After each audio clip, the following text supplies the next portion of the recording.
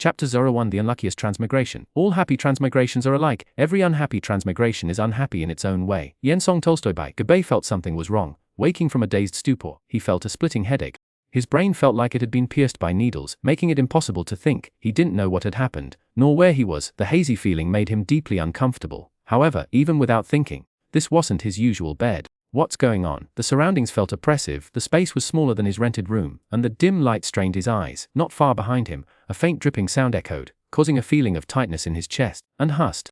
He seemed to have really died. "Annie, you were too harsh!" It was a woman's voice, laced with reproach. "It wasn't intentional. How was I supposed to know he was so frail? Besides, I didn't really do anything," the woman called Annie said, her voice trembling with panic. "Stop it. We need to figure out how to explain this to Michelle." "Michelle, no! What are we going to do? Michelle will kill us! Don't drag me into this!" "It's all your fault. You're the one who killed him. It has nothing to do with me." The bickering cacophony that, along with the throbbing headache, raged in Gubei's mind. After a moment, however, he gradually adjusted to the pain.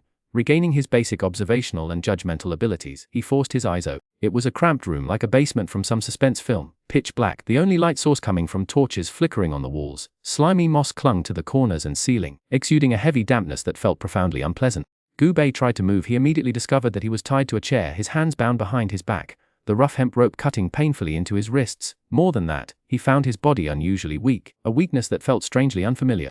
"What to Michelle?" "Oh gosh, she's here!" The slow, steady click of high heels interrupted their conversation, interrupting Gubei's feeble struggle. In the dim firelight, a blurry figure gradually emerged. It was a woman wrapped in a large robe, her face obscured by a hood, making it impossible to see her features. The deep blue robe covered her completely without a single flaw. Even if it were a mannequin inside, no one would be able to tell. The reason Gubei knew it was a woman was entirely due to the sound of high heels just now and the name Michelle. Although still in a state of bewildered confusion, instinct told Gubei that he should play dead. Therefore, before anyone noticed him, he relaxed his entire body, falling back onto the chair. Motionless, he closed his eyes tightly, pricking up his ears, paying close attention to the unfolding events. "Michelle, you're here." Ain's voice trembled. "Wake him." Husky female voice, emanating from within a robe. "Michelle." Anne began hesitantly, seemingly choosing her words carefully, only to be interrupted. "It's all Anne's fault," another woman suddenly cried out, her voice shrill, making Gubei's head throb. "Michelle, it's all Anne's fault. She's the one who killed him. It has nothing to do with me." An awkward silence. "Michelle," Anne attempted to explain. "He's not dead." Michelle interrupted her again. Gubei's breath hitched. "What? He wasn't dead?" Michelle, seeming woke him. "Ah, yes. Gubei sat there with his eyes closed, suddenly feeling a chill run through him, causing him to shiver involuntarily. His clothes became instantly soaked, clinging to his skin, sticky and uncomfortable. Bai felt like throwing up. The woman named Annie had thrown a bucket of cold water over him. Knowing he couldn't pretend any longer, he opened his eyes. "He's not dead!" one of the women exclaimed, and Gubei finally saw everything clearly. There were 3 people in the room. The 2 women and Michelle were dressed identically, in deep teal hooded robes that concealed their faces, lending a rather terrifying, horror movie-like atmosphere. 3 robed figures surrounded Gubei, like some kind of sinister ritual. Gubei felt a cold dread creep up his spine. "You can leave," Michelle declared. The 2 women nodded and departed, likely to continue their earlier argument in private. Gubei felt Michelle's gaze return to him, like a viper fixing its prey. He felt intensely uncomfortable, but there was nothing he could do in his current predicament. He could only lower his eyes and pretend he hadn't noticed.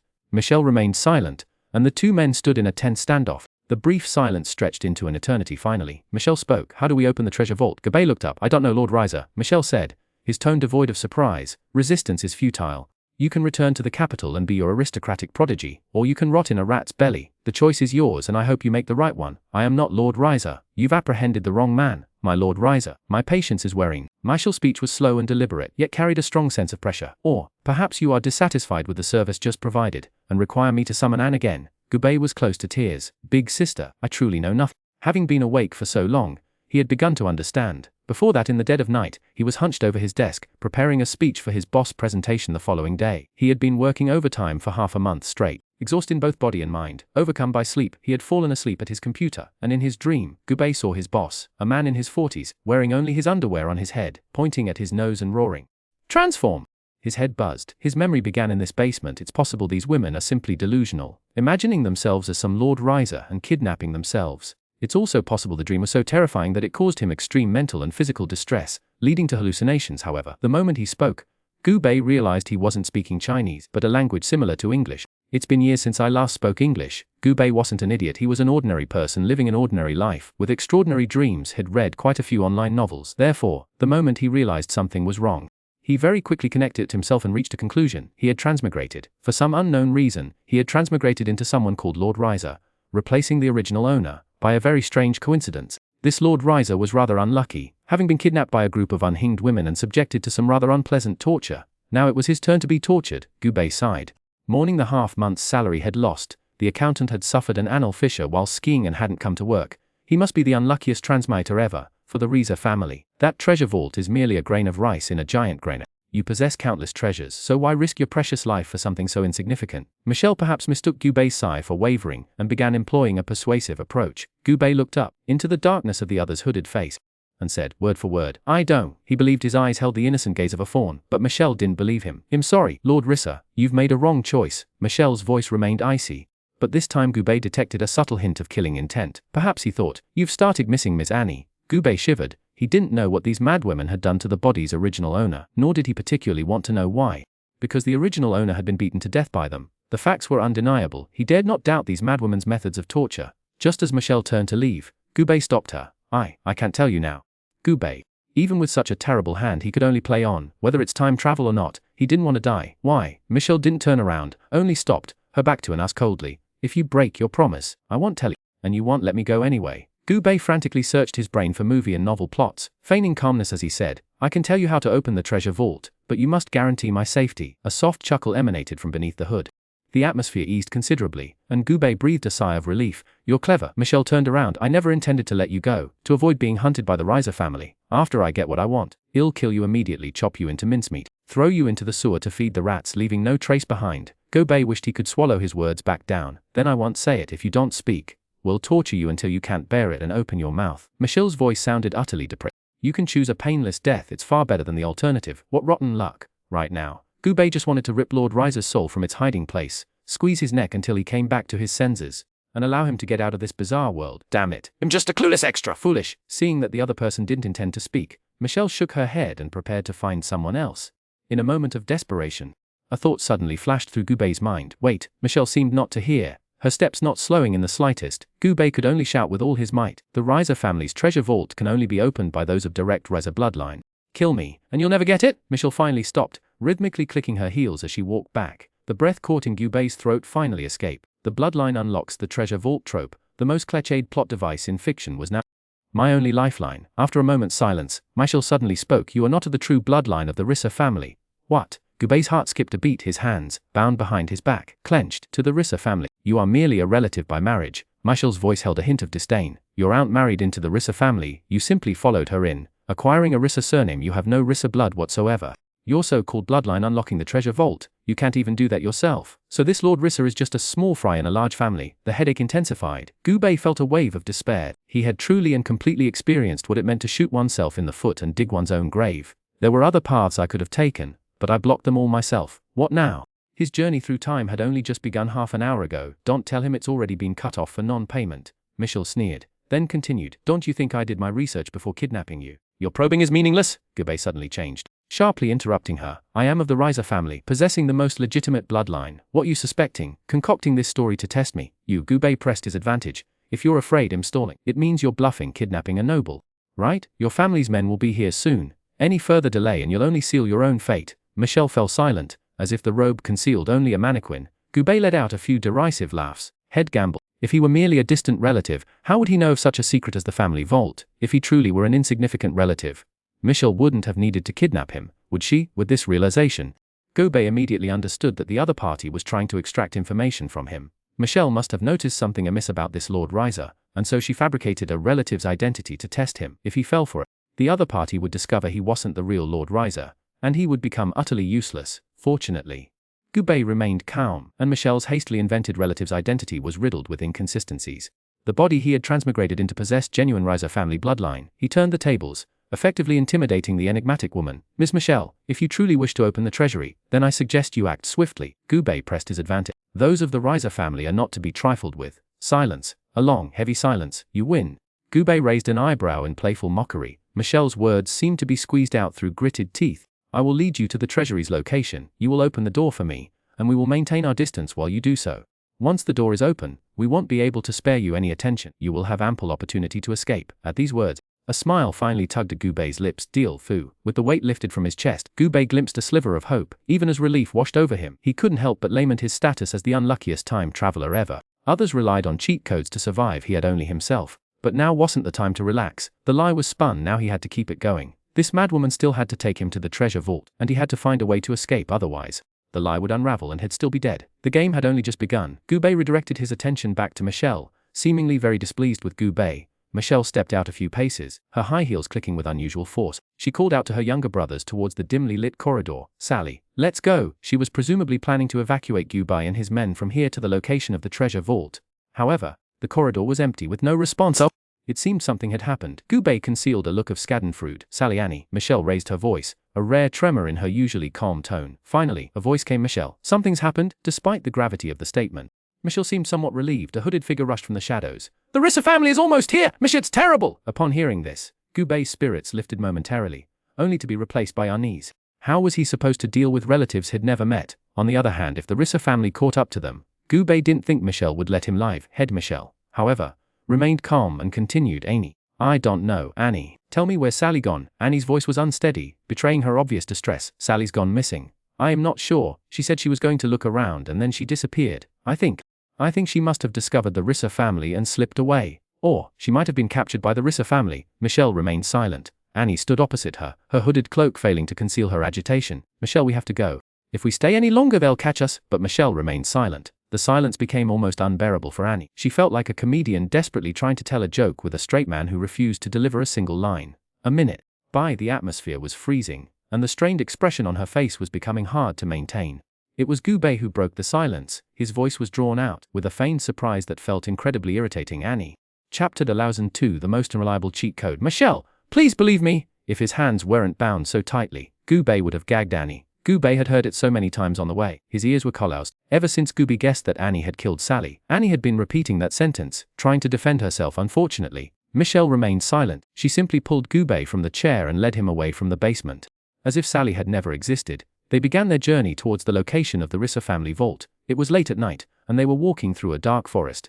Michelle walked in front, leading the way and navigating the path. Gubei, his hands tied behind his back, walked in the middle and up the rear, keeping an eye on Gubei and checking for pursuers. The group's pace was slow. It wasn't the two women's exhaustion, but Gubei. On the one hand, Gubei had the idea of stalling for time. On the other hand, Gubei's body was truly struggling. No, it wasn't Gubei's body, but rather the body of this Lord Riser that Gubei had transmigrated in tow. It was simply too frail. Even in the eyes of Gu, a standard shut-in who never exercised, his current body was pathetically weak. He was probably just a teenager, yet he was like a consumptive, his throat drying up and nearly gasping for air after just a few hurried steps. That weakness seeped from his bones, clinging to every cell in his body, making him feel like he might pass out at any second, not to mention the intermittent headaches. Gubei suspected that even if he successfully escaped Michelle, he would probably collapse in this forest and be eaten by some unknown beast. The escape plan was instantly rejected for the most part. Relying on himself wouldn't work. That left only the Riser family's pursuers. Gubei silently repeated this to himself. Judging by the level of torment this body has endured, you've been kidnapped for 3 days. They haven't caught up yet, which shows the Rissa family's tracking abilities are quite poor. Conclusion, relying on the Rissa family for rescue has only a 10% chance of success. A cold, mechanical voice echoed in Gubei's mind. Gubei wasn't surprised. This voice and Annie were tied for first place on Gubei's people I most want to strangle list. Had already suffered a great deal of torment from it on the way out of the basement. It appeared about 3 hours ago.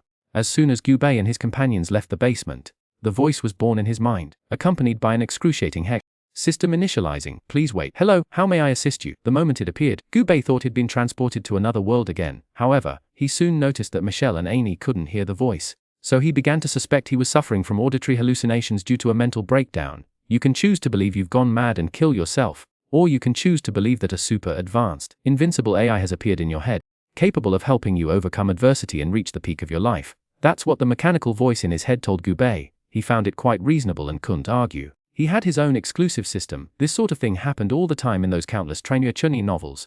Since he had already transmigrated, what was so strange about this? This was probably what they called a golden finger, wasn't it? So super advanced.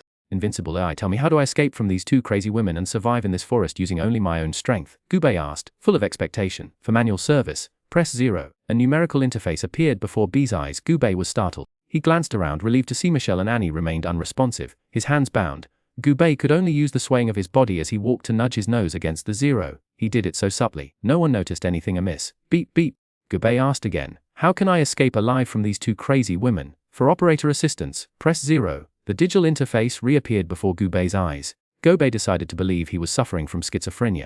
The inexplicable robotic voice and that somewhat familiar digital interface were merely hallucinations. Under the dual pressures of time travel and death, his mental state had deteriorated. Yes, that's it. Gubei ignored the hallucination.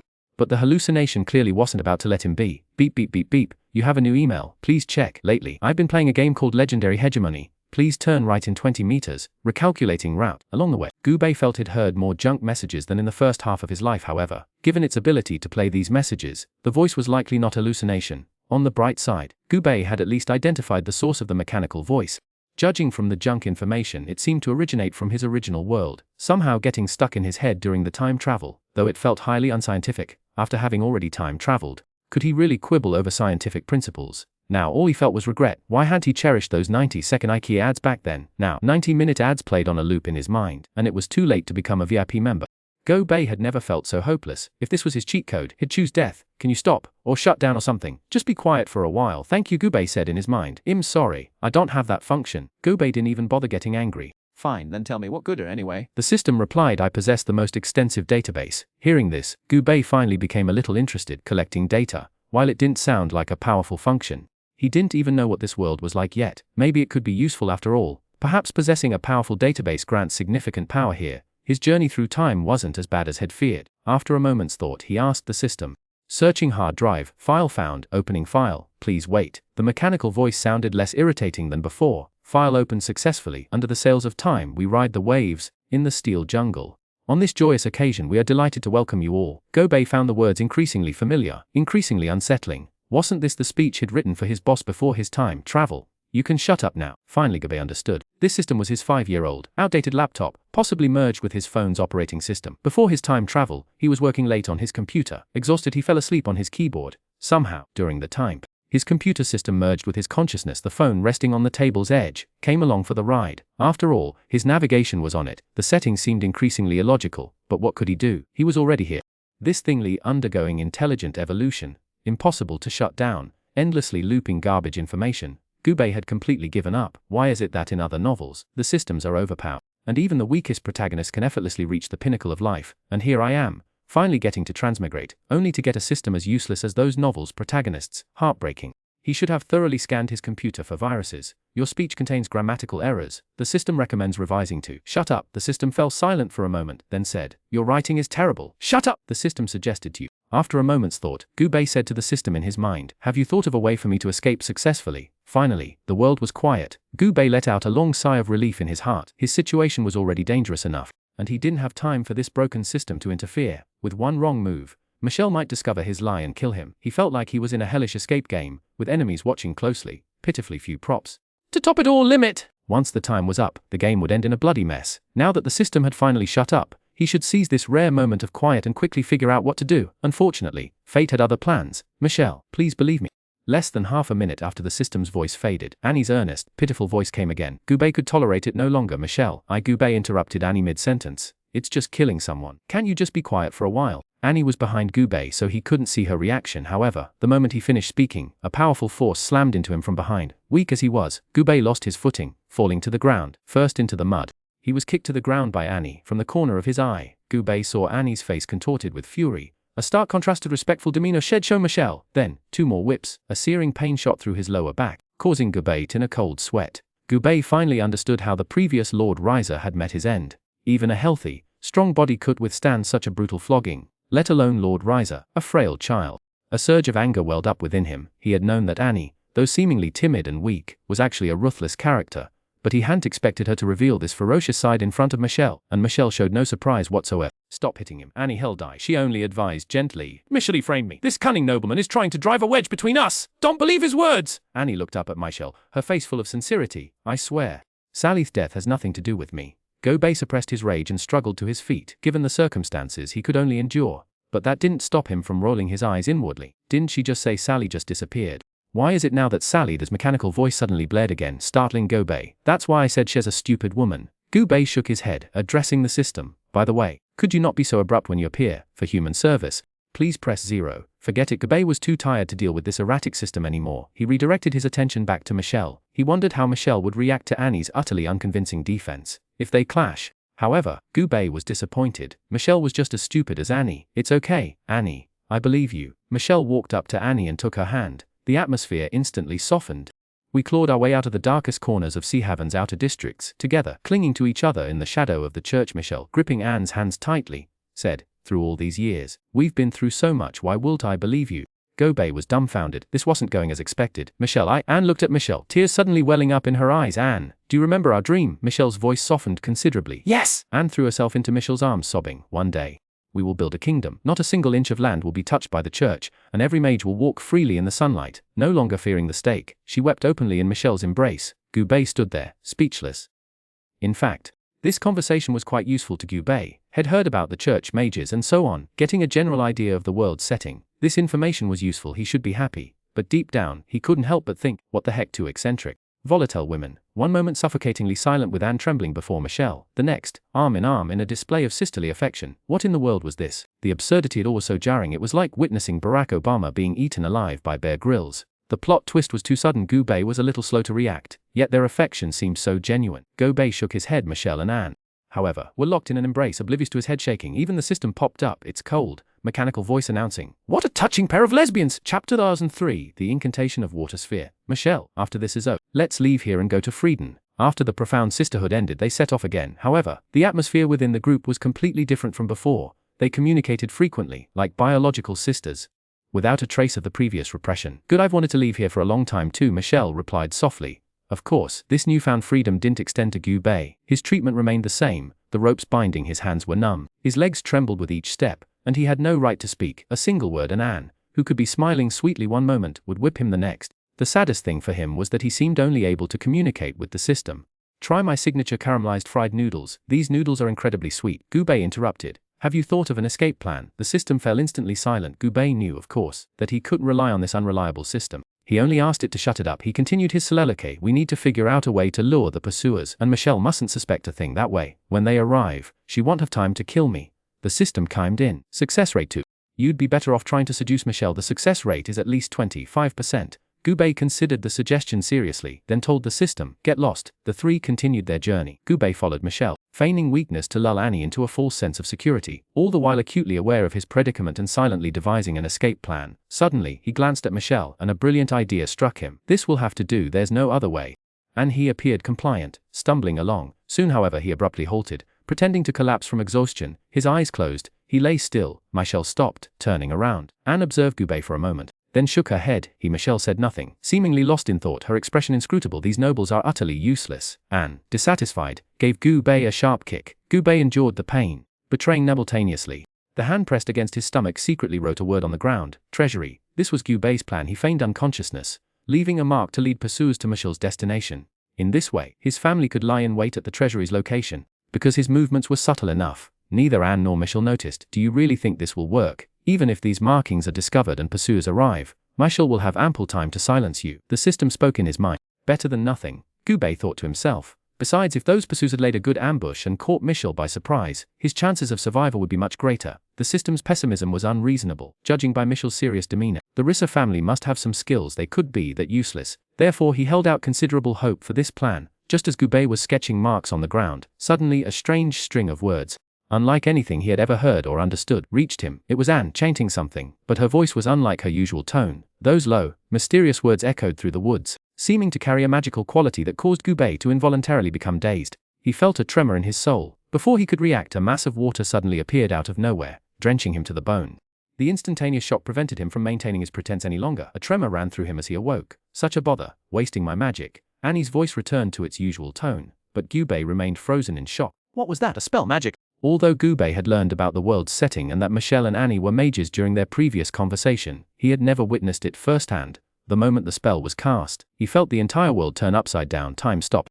The trees and earth within reach becoming blurry and distant. A profound sense of fear and delight intertwined within his soul, and everything became more. Gubei didn't know how to describe it. More fundamental. The system suddenly spoke in his mind. Yes. More fundamental. Gubei felt a surge of excitement. The moment the incantation appeared, he felt a conversation with his very essence. The sensation was as wondrous as his first time, yet far more profound. It was like an ecstatic trance, yet also like the abyss unleashing an infinite entanglement of pain, leaving him wanting more. His body trembled uncontrollably. "This is magic." Gubei breathed the words aloud involuntarily. He needed more. just as Gubei savored the lingering echoes of the incantation. To Gubei's astonishment, Annie responded to his murmured words. As if some hidden chord was struck, her eyes snapped open, her voice suddenly brimming with intense hatred. What's so strange about it? You know next to nothing about magic, yet you've condemned it to a coffin buried underground. How could you possibly understand? Gubei snapped back to attention, looking at Annie with some confusion. Annie seemed to be stirred emotionally, her resentful words tumbling out one after another. You are merely cowardly, afraid of anyone different from yourselves. Only when everyone becomes as mediocre and incompetent as you are will you be satisfied. Instead, placing the hat of evil upon the heads of geniuses, using so-called normalcy as a passport for your own incompetence. As Annie spoke, she became increasingly agitated. Annie, enough, Michelle interrupted. Annie froze, her words cut short. Realizing her outburst, she looked at Michelle with some unease. I'm sorry, I got carried away. Michelle nodded, unconcerned. We've wasted enough time. Don't was still wanted by the church. She glanced at Gubei, then urged, let's go. Annie nodded in agreement. She turned around, kicked Gubei, and urged him to get up. You useless thing! Hurry up and keep up! Gubei wasn't angry. He didn't even react to Annie's tirade. He just looked weak and meekly followed Michelle's pace. No one knew how ecstatic he was at this moment. Again, he shouted at the system in his mind. Half an hour ago, he never expected that cold, mechanical voice to excite him. He never thought he'd tell the system not to shut up, but to say more. The usually incessant system felt a little shy now, fidgeting for a long time before bashfully uttering a sentence. A sentence Gubei didn't understand a single word of, but it didn't matter, because that was precisely Annie's water polo magic spell. The system had simulated it perfectly, word for word. In other words, he could replay the spell anytime he wanted. The spell, played by the system, sounded like the ramblings of a madman, devoid of its previous mystique and power. But Gubei didn't mind. He knew that this incantation, with just a few more elements, could become a true spell, unleashing incredible power. He would find those elements. That's right. From the moment he heard the spell, Gubei resolved to become a mage, not just for the sake of power, nor to become some great figure. From the moment he transmigrated, he'd been pondering one thing. What was the meaning of his transmigration? Why had he come here? Perhaps it was all coincidence, but coincidence implies inevitability, and now, he thought he'd found the answer. Magic was calling to him. He had escaped the banality of his ordinary life, traversing an immeasurable expanse of time and space to arrive here. He wasn't here to become another cog in the vast machinery of society, another anonymous face in the crowd. A butterfly had flapped its wings. He felt obligated, bound, to make this world profoundly different because of him. For now his sole focus was on this incantation. You can repeat that phrase all day long. I will not tell you to be quiet again. And so, Gubei, brimming with excitement, said to the system, I suspect you're suffering from Stockholm Syndrome. The cold mechanical voice unexpectedly carried a hint of wariness. As Gubei repeatedly pondered the incantation, on the other side of the heavens, the inner city of Havenlight exuded an aura of quiet dignity. St. Peter's Basilica. Hasty footsteps echoed through the colonnade of white marble, coming to a halt in the nave. The basilica was empty in the dead of night, yet strangely gave the impression of being filled with worshippers. My Lord Bishop, it's moving again! A young priest stopped, his voice tinged with panic. It's been so many years. What year hasn't it caused some disturbance? There's no need for such alarm. The bishop seemed unconcerned, his response casual, his back to the great doors. He stood before the pulpit, head bowed, leafing through the books on the lectern. His crimson robes were impeccably pressed. The pure black chairs and the creamy white walls flanking him were symmetrically perfect, creating a powerful visual contrast with the central solemnity of the deep red. Moonlight bathed the stained glass windows, tracing the intricate patterns within. My Lord Bishop, this time is different. The young priest remained agitated, continuing, it's not just that, even the relics are reacting. And we've received a divine message! Sweat trickled down his brow. The bishop finally turned his head, his hooked nose and sharp gaze emanating from deep-set eyes. Is the oracle translated? The young priest nodded, his eyes revealing a deep fear beneath the obvious panic. The translation is complete. The bishop's voice held no warmth. Speak, what is it? His Adam's apple bobbing, he opened his mouth, attempting to regain composure, but the sound that emerged startled him. His throat felt like a heretic in the purification chamber. 3 days without water, rasping and frightening. God said, the bell of the 7th day has tolled. Chapter 4. The opening of the conscious space. Deep into the night, Michelle and Annie led Gubei forward through the dense forest, one in front of the other. In Gubei's mind, a mechanical voice repeatedly echoed a cryptic phrase. It was the incantation Annie had uttered when she used her magic. If you really want to learn magic, why not ask them directly? What's the point of me repeating this endlessly?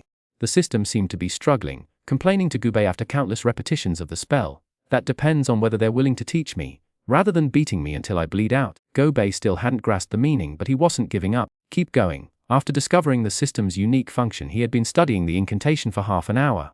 Michelle had also been leading them for half an hour.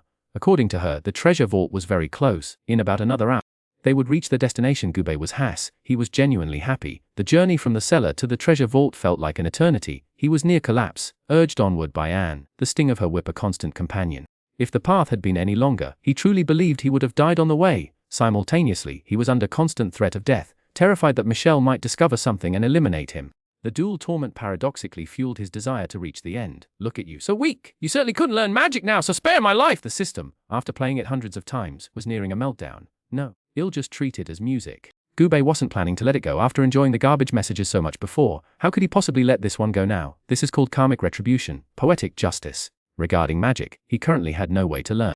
The only information he possessed was a single incantation, and he certainly wouldn't underestimate it. As the saying goes, familiarity breeds understanding. The same likely held true for incantations. Once or twice didn't feel like enough, so 1,000, 10,000 times it would be. He knew that the most foolish method was often the most effective. Honestly, instead of obsessing over the spell, you should be thinking about how to escape. The system began to earnestly advise, magic can be learned later, but if you're dead, it won't matter if you master this spell right now. Gubei thought for a moment, then nodded. You're right. Hearing this, the system felt like it was about to cry. The mechanical voice miraculously took on a tremor, like a traveler lost in the desert who suddenly found an oasis. Finally, I don't have to repeat that spell anymore. Then, it heard Gubei say, since that's the case, have you thought of an escape plan? The system crashed again. Gubei seemed to hear the sound of circuit boards shattering. No matter how reluctant it was, the system started the spell's endless loop again. 1, 2, 3. Gubei cast aside his distracting thoughts, gradually focusing his mind in this process, and receded his entire world. Everything was reduced to that incantation, mysterious, scrutable, magical. The incantation. Slowly, he shed all sensation, as if his soul had left his body. He entered a strange state. The color of his eyes lightened, they ceased to move like a blind man's. His breathing and blood flow slowed imperceptibly. Sharp stones pierced his soles, but he felt nothing. Annie noticed nothing unusual. To her, Guy's body was simply weaker than before. Gubei's body continued to move forward, but within his consciousness, Gubei suddenly awoke, finding himself in a strange space. Where is this? Boundless darkness, absolute silence, pitch black. Everything here was like frozen ice, freezing his soul and body, making he felt no fluctuation, no temperature, no heartbeat, no blood flow. He couldn't even feel the passage of time. A strong sense of crisis suddenly enveloped him. He felt like he had fallen into a rapidly sinking swamp, some viscous, dark substance slowly engulfing him. This won't do. He struggled immediately, but his body was like a mouse with its cable unplugged. No matter how much he moved, there was no response. He tried calling the system. Along with the absolute coldness, even his brain felt like a fan with its power cut off, gradually ceasing to function, until soon, dust accumulated and cobwebs formed. The swamp swallowed even the last sliver of fingernail from his raised hand. His thoughts ceased. He completely lost consciousness. Perhaps a long time passed. Perhaps it was only an instant, like a spring stream thawing. Something quietly seeped into this space. Gubei gradually regained consciousness. What is it that came in? He began to think. He instinctively wanted to know what had arrived, yet he found his 5 senses were stripped away, unable to perceive any. He was like a tiny point on an infinite plane, unable to do anything, but he didn't give up, instead struggling harder, resisting all the rules that bound him. In the depths of his being, he had a feeling that the incoming thing was nearer still. And the harder he struggled, the faster it became clear with its approach. Gubei felt an increasing sense of familiarity. Its name was on the tip of his tongue, its voice at his ear. Gubei strained to recall, but it seemed a barrier always separated him from that thing, one he couldn't break through. What is it, exactly? He felt like a spring, being constantly compressed downward by some external force. As time passed, that force grew larger, strong. It was about to snap. An overwhelming sense of mortal danger washed over him. He was still pondering the thing's name. He had a feeling that once he uttered it, all difficulties would be solved. The name was like a flame stuck in Gubei's throat. He opened his mouth wide, strained every muscle, and fought with all his might to expel it. Veins bulged in his neck. His skin flushed crimson. The invisible barrier was slowly being breached. He felt himself approaching the answer, and approaching death. However, death seemed a little closer suddenly. Like a balloon punctured, his life force began to drain rapidly, a coldness emanating from the depths of his soul, gradually seizing his heart and slowly freezing his will. Was he dying? But he was so close to the answer, just a little bit closer. He couldn't speak. Resentment, like a rocket running out of fuel, so close to breaking through the heavens, yet inexorably falling back to earth under the pull of gravity. How could he be reconciled to this? He could speak. If he couldn't speak, then he wouldn't. Gubei felt a fire gathering in his throat. He was like a surging volcano, accumulating, momentarily erupting. I fuck you! As if infinite lines extended from a single point. A blinding light suddenly appeared, cleaving the dark world in two. The pressure on Gubei suddenly vanished. He felt he could breathe again. His silent heart began to beat, his frozen blood flowing rapidly. It was as if infinite elements from the heavens and earth surged towards him, filling his body, enriching his soul, making him feel stronger than ever before. Gubei's unrestrained laughter echoed through the space. At this moment, he finally knew what that familiar yet unrecallable thing was. It was the incantation. After he had fallen into the depths of his consciousness, the system had been repeating the incantation incessantly. Once, twice, 100 times, 10,000 times. From the moment Annie uttered the incantation until now, more than half an hour had been compressed, and the incantations from every point in time, combined, suddenly became incredibly powerful. It was the incantation that shattered the darkness, filtering through, drawing closer to him as he gradually lost himself, and finally awakening him. Thinking of this, Gubei raised his head facing the light. He opened his mouth and recited the incantation, a sudden mutation, like a pebble dropped into still water. The light rippled violently. Under Gubei's gaze, the light collapsed and condensed inward, becoming even more dazzling. Even coalescing into certain fluid substances. With a bang, the light collapsed into a fist-sized orb. Finally, the orb shifted and solidified into a light blue triangular character. It looked somewhat like a triangular piece of iron. An equilateral triangle folded from thin blue light. It was a very regular geometric figure, yet on its last corner, there was a finger-width gap, leaving the entire figure unclosed. The instant the triangle appeared, a ripple swept through the silent space, washing over Gubei, causing his spirit to tremble slightly. Then he felt a faint, damp breath permeating the air. He couldn't say why, but he knew the entire space had changed. Not just the space, Gubei could clearly feel that he himself had been completely renewed. It was as if the heavy shackles on him had suddenly been released, and he had entered a brand new world, every cell in his body overflowing with ease and liberation. And all this stemmed from the light blue, glowing triangular character before him, shining in the darkness. Unbelievable. Suddenly, a mechanical voice emerged from nowhere. Gubei was a little surprised. So you were here. The system seemed a little disgruntled. Of course I was. How do you think you woke up? If I hadn't been continuously repeating the incantation to you, you would have long since been lost in your own consciousness, becoming a mere husk. Gubei suddenly understood. He refocused his attention on the triangular character. The triangle is the most basic shape in geometry, and this character is hardly more complex. The only peculiarity is that one corner isn't closed yet. Gubei felt it held an incredible power. If he wasn't mistaken, this character was derived from Annie's incantation. That magic could summon water spheres, so this character must also be related to water. Water. Gubei was somewhat confused despite the wondrous experience he'd just had and the glowing triangular character before him. He still wasn't quite sure what was going on. Where am I? How did I get here? What's the purpose of this glyph? Questions swirled in his mind, demanding answers. Where is this? This was the first question he asked. This is the inner space of your consciousness. The system, seemingly aware of Gubei's thoughts, explained. The conscious space of ordinary people is completely sealed off. They are unable to perceive it themselves. Once inadvertently trapped, they may never escape. Gubei recalled his recent experience, a wave of fear washing over him. He had almost been trapped here forever. However, the system continued. Thanks to that incantation, you are no longer ordinary. Through this experience, you have liberated your conscious space, opening up countless possibilities. In other, you've now crossed the threshold into the realm of mages. So that's it. Instead of the expected excitement and thrill, Gubei felt only a calm joy. Becoming a mage so unexpectedly filled him more with curiosity than surprise. So this is what it means to be a mage. In a way, he was self-taught. No one had told him what being a mage entailed, nor did he understand the meaning of unlocking his consciousness space. Curiosity and anticipation filled him. To what extent had he progressed? What powers did he now possess? And what did that triangular symbol signify? Questions sprang up one after another, and he yearned for answers. He knew far too little about being a mage. Don't get ahead of yourself. The system poured cold water on his enthusiasm. Becoming a mage doesn't change your predicament. You're still a hostage whose life hangs by a thread. Hearing this, Gubei froze, his joy subsided, and he immediately thought of Michelle and Annie, of the kidnapping and the threat of death. He still wanted to explore the mysteries of his consciousness space and the triangular symbol. But at this moment, he needed to understand what was happening in the real world.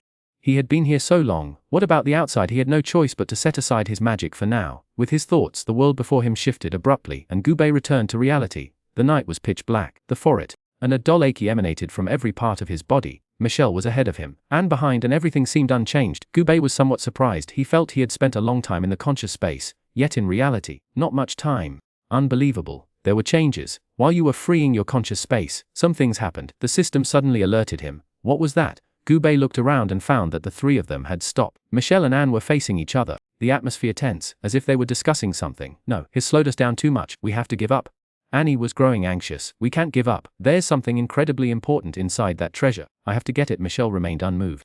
But we're running. Ament continued, and Gubei, clueless about what was happening, felt increasingly lost. He had no choice but to ask the system in his mind, what's going on? The system replied clearly, the pursuers are closing in. Your presence has significantly slowed them down. They can't shake their pursuers, so they're debating whether to abandon the search. Gubei felt a surge of tension. Are the Riser family's pursuers finally here? This is the crucial moment.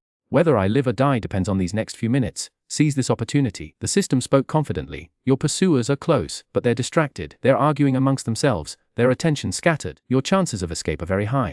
That's right. Gubei nodded, then asked the system, so, have you come up with a good plan? Based on past experiences, he only asked casually, without much hope. However, the system acted unusually. Please wait. The sound of a computer rapidly processing data echoed in Gubei's mind, along with the wiring of a cooling fan. A series of pleasant mechanical sounds. It was as if the system was loading some massive program, every component running at full throttle.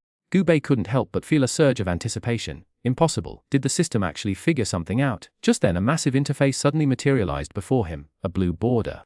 A white panel. The entire translucent interface hovered in the air, looking incredibly high-tech, giving Gubei a subtle sense of science fiction. On the panel, 3 numbers were clearly visible, 44. Chapters of binding technique. We can't give up this chance. The sisters' argument continued, and at this point it seemed Michelle had gained the upper hand. But we have no other options. Annie shook her head. Michelle fell silent for a moment, then approached Annie and slowly said no. We have a way, and the only way is through you. Hearing this, Gubei couldn't help but focus his attention. He too wondered what, if anything, could be done to shake off the Risa family's pursuit. The Risas have no idea of our nor how many of us there are. Michelle's tone was persuasive. You can easily lead them astray. They'll think you have the hostage, and you only need to run south. They won't catch you. Anne hesitated. Me lure them away. Michelle nodded, then gestured towards Bay. Continuing, you'll hide here with this fellow. After you draw off the pursuers, you'll take him to open the vault. Once I have what I need, well, Rendezvous at the old place. Pausing, she slightly intensified her tone. Don't worry. He'll be waiting for you there.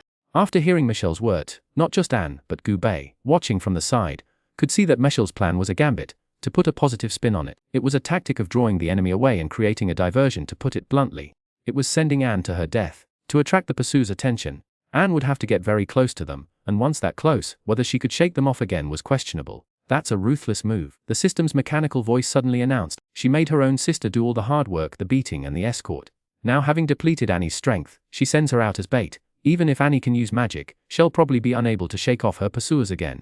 A sudden chill ran down Gubei's spine. You mean she planned to use Annie as a pawn all along? The system sounded utterly certain. Clearly, she doesn't want to share her treasure. Think about it. Annie killed Sally, and she knew it. Yet she pretended to be clueless. It was all for this. Gubei fell into deep thought. He had previously seen through one of Michelle's tricks and hadn't taken her seriously. But now it seemed that even that victory had a hidden agenda. He needed to stall for time to escape. Michelle, on the other hand, needed a surface-level deal. After all, she had pursuers on her tail and couldn't interrogate him indefinitely. Letting Gubei win a small victory, it seemed, was all part of her plan. Gubei couldn't help but cry out in his heart, I've been tricked. I should never have spoken! If he had held his ground, he might have suffered some physical pain. But Michelle, so desperate for the treasure, certainly wouldn't. To evade the Risa family, Michelle would relocate constantly, while simultaneously questioning her own actions. The longer the cat and mouse game with her pursuers lasted, the more mistakes she made. Eventually, they would wear her down completely. After all, it was Michelle who should be worried, not me. As for the physical suffering, Gubei felt he'd already endured more than enough hardship along the way. What a loss! What a colossal loss, he muttered to himself. Well, not necessarily. Didn't Annie accidentally kill someone? If you refuse to confess, she might kill you too, and then you'd really be in a bad way. The system offered a friendly consolation either way.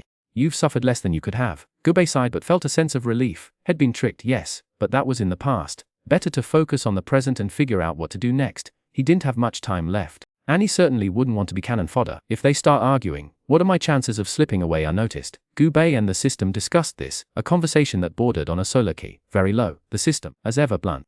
Even if they were arguing, they wouldn't be that blind. A grown man doesn't just vanish from right under their noses. Hearing this, Gubei couldn't argue, for it was the truth. He nodded and said, you make a valid point. So, you have a better solution. Then well, do it my way. Gubei's system was speechless. With the plan set, Gubei's attention returned to the present. He watched Michelle and Annie quietly, waiting for the optimal moment. However, his plan fell through. Annie remained silent. Seeing this, Michelle knew time was short. She stepped forward, took Annie's hands, and once again activated the sisterly affection mode. Annie, I've always believed in you. Shouldn't you believe in me this time too? Just that one sentence, and a few sobs escaped from Anne's hood. Then, I believe you. Gubei's worldview crumbled once more. He was utterly bewildered. They weren't arguing. Michelle, under the third tree in the old place. I've buried all my precious things there. And Anne sobbed, beginning to ramble as if making final arrangements. You must live well and fulfill our ideals. I'll always be with you. With that, they embraced again, weeping uncontrollably. She saw through Michelle's plan to use her as a pawn. But knowing she was going to die, why didn't she object at all? Gubei couldn't believe it. The system, in a tone like an auntie watching a Xuanhuan drama and wiping away tears, announced as usual a truly touching lesbian romance. Due to time constraints, this display of sisterly affection was rather brief. Annie only cried for a few seconds before they parted. After holding hands and exchanging a few seconds of heartfelt gazes, Annie nodded, then turned resolutely away. A blurry figure, shrouded in a robe, ran back the way they came. She was going to draw the pursuers away. Gubei watched Annie's disappearing back, still somewhat dazed. His plan had been to escape while they argued. But plans, as always, never quite worked out. He never expected they wouldn't fight at all, that Annie would willingly go to her death. Just what kind of wiring did her brain have? It seemed he still had a lot to learn about this new world he'd just been transported to. Just as Gubei was still figuring out what to do next, Michelle suddenly moved. She reached out towards Gubei, her wide robe billowing in the night wind. A complex and obscure incantation suddenly reaching Gubei's ears, Before Gubei could react, he felt a surge of powerful energy surrounding him. The force instantly bound him, rendering him completely immobile. Then, Michelle walked up, grabbed Gubei by the collar and began dragging him towards the nearest large tree. Gubei was somewhat astonished. What was she trying to do? Bound by magic, Gubei was unable to resist, and could only watch helplessly as he was dragged up the tree. Then, he was securely tied to the highest part of the trunk by Michelle. After securing Gubei, Michelle sat down beside him, adjusting the surrounding leaves so that they were perfectly concealed, hidden in the tree. She waited for the Rissa family's pursuers to be drawn away. Gubei, meanwhile, remained fixed beside her, under Michelle's watchful gaze, unable to make any sudden movements. This woman is incredibly strong. In the silent stillness, the system suddenly exclaimed, startling Gubei. Could she actually be a man? I was wrong. I shouldn't have sent you to seduce her. No wonder the system reacted that way. Michelle truly displayed incredible strength at that moment. Though thin and frail, still possessed some weight, 40 or 50 kilograms at least, yet Michelle lifted him as if he were a bag, effortlessly scaling the tree with a single hand. The agility was breathtaking. Dumbfounded. New world. So much to learn. Don't panic. The magic will dissipate on its own soon. Michelle glanced at Gubei and casually remarked, Lord Riser, I simply hope for a pleasant collaboration. I trust you won't cause unnecessary trouble. Gubei was about to but found the magic not only immobilized him, but also silenced him. Therefore he could only glare fiercely at the other. You're finished. The system popped up again, its cold mechanical voice utterly infuriating. Bound tightly to this, Anne would lead the pursuers astray, rendering any hope of rescue futile. You're truly dead this time indeed. Gubei sighed inwardly. Michelle's move was truly ruthless, not only sacrificing Anne but also sealing off all his escape route. Whether fleeing or calling for reinforcements, Gubei was left with nothing. To think that I, a supremely powerful AI, capable of achieving great things, must die with you in this forsaken place. The system began to lament its own unfulfilled potential, sending shivers down Gubei's spine. Alright, enough of that, Gubei quickly interrupted. Who says we're going to die here? The system ceased its muttering. Though Gubei couldn't see it, he could clearly sense a wave of contempt, but clinging to hope even in death. But Gubei didn't mind. Even the wisest make mistakes. Michelle may have sealed all my escape routes, but she inadvertently left a window open. The system remained unconvinced. Oh really, where's this window? Gubei didn't explain, instead letting out a few smug chuckles in his mind. Returning his attention to the present, he glanced at the unsuspecting Michelle beside him, then addressed the system in his mind. You recorded the incantation she just chanted, right? The system fell silent. Water magic might be useless, but what about binding spells? She wouldn't know we still had this trump card. With a satisfied sigh, Gubei looked up at the sky. Night had fallen. The moon hidden behind heavy clouds. Perfect hunting conditions. Who is the prey and who is the hunter? Perhaps it's time for a role reversal. Carried on the low evening breeze, the words that broke the system's heart were uttered. Let the binding spells incantation play on repeat. This episode is complete. Welcome to subscribe. Turn on the small bell forward. Please leave your comments. I will continue to update the content behind.